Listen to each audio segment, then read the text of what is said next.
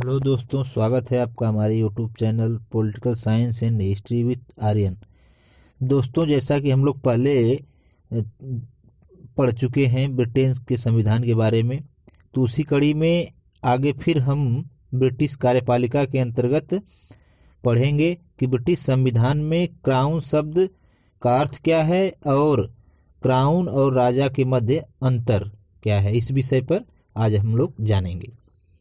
तो जैसा कि जो राजा होता है वह व्यक्ति होता है जो एक समय विशेष में राज्य के प्रमुख पद पर आसीन होता है। राजमुकुट अर्थात क्राउन राज्य शक्ति का प्रतीक है जिसे राजा अपने सिर पर धारण करता है। तो आप लोग समझ गए होंगे कि राजा क्या है। सम्राट एक व्यक्ति है, क्राउन जो सिर पे धारण करता है उसका एक प्रतीक है। ठीक है।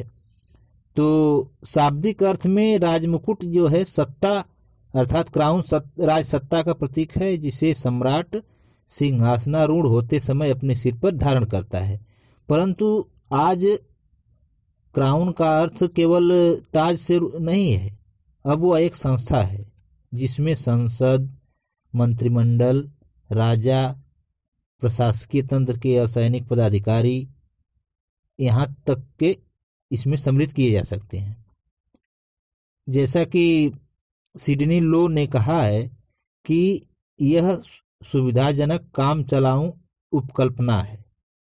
प्रोफेसर मुनरो ने क्राउन के संबंध में सत्य ही कहा है कि यह तो एक कृत्रिम न्यायिक व्यक्ति है जो कभी न तो शरीर धारण करता है और न कभी मरता है। तो आइए हम देखेंगे क्राउन का अर्थ जानने के बाद कि क्राउन और किंग में क्या अंतर है, distinction between the king and crown. तो राजा और राजमुकुट अर्थात किंग एंड क्राउन के मध्य जो अंतर है हम उसको निम्न बिंदुओं के अंतर्गत देख सकते हैं, जिसमें कि पहला है अंतर का आधार कि राजा एक व्यक्ति है और क्राउन एक संस्था है। King is a person and crown is an institution. राजा एक प्राणी है जो जन्म लेता है और मर जाता है, किंतु क्राउन संस्था के रूप में स्थायी है। आगे के शब्दों में यह वह संस्था है जिसको वे सब विशेषाधिकार और शक्तियां सार रूप में दे दी गई हैं जिनका राजा कभी व्यक्तिगत रूप से उपभोग करता था, तो शक्तियों से लिया गया है। अगला जो अंतर का आधार है कि राजा अस्थायी है तथा राजमुकुट अस्थायी है। कहने का अर्थ यह है कि राजा व्यक्ति है तो जब तक वो पद पर है तब तक है, और दूसरा कोई आएगा तो भी पद बना ही रहेगा। अर्थात जो क्राउन का ताज है दूसरा आएगा वो कोई ताज को धारण करेगा और जो बदलता रहेगा जो व्यक्ति, तो उसी बात को बताया गया है। ब्रिटेन में राजा व्यक्ति होने के नाते मरता है अर्थात वो अस्थायी है, दूसरा व्यक्ति उसकी जगह पे आ जाएगा राजा बनकर। इस प्रकार राजाओं के आने जाने का ये क्रम चलता रहता है, जबकि जो राजमुकुट है एक संस्था है जो सदैव बनी रहती है। जब संस्था है तो उसका कभी नाश भी नहीं होता है। राजमुकुट सदैव से चलता आ रहा है और सदैव चलता रहेगा।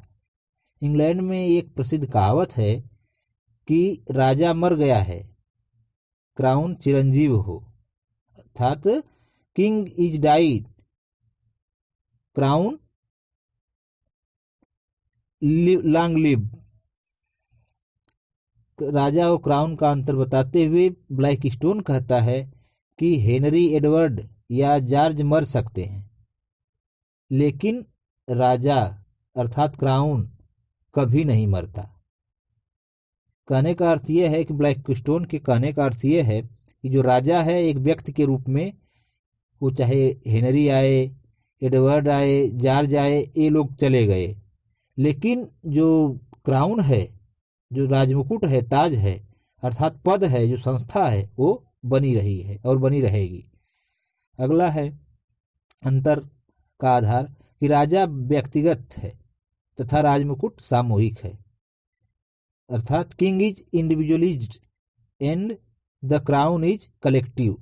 राजा एक व्यक्ति विशेष होता है जबकि क्राउन में अनेक व्यक्ति आते हैं जो इस शक्ति का प्रयोग करते हैं। इनमें संसद, मंत्रिमंडल, लोक सेवा के सदस्य ये भी आते हैं। किसके अंतर्गत? क्राउन के अंतर्गत। और राजा क्या है या सम्राट एक व्यक्ति है। तो आगे है अंतर का आधार, वो है कि राजा का आधार पैतृक है, क्राउन का आधार निर्वाचन है। अर्थात राजा वंशानुगत है और जो क्राउन है वो चुनकर आती है जनता द्वारा चुने हुए प्रतिनिधि उसमें बैठते हैं संसद में।